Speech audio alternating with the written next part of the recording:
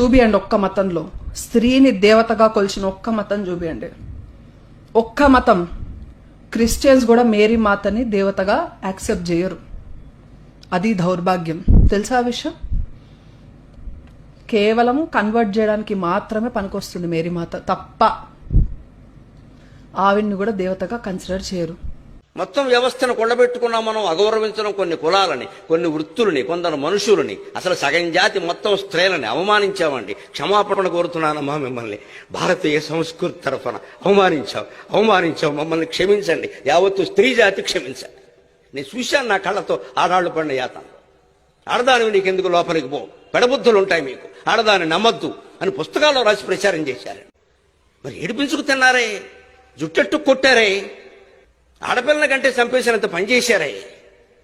అది నా జాతి చేసిందమ్మా, నా పండితులే చేశారు, నా గ్రంథాలే చేశాయి.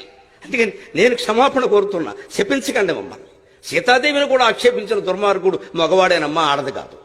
ఇన్ని అన్యాయాలు నిమ్న వర్గాల వారికి, బలహీన కులాల వారికి, స్త్రీలకి చేసేసి ఈవేళ మా మతంలో ఉండండి కాళ్ళెట్టుకుంటే ఎవడుంటాడండి? ప్రతి చోట, ప్రతి పద్యంలో, ప్రతి శ్లోకంలో వీలైనంత వరకు స్త్రీని అవమానించడమే.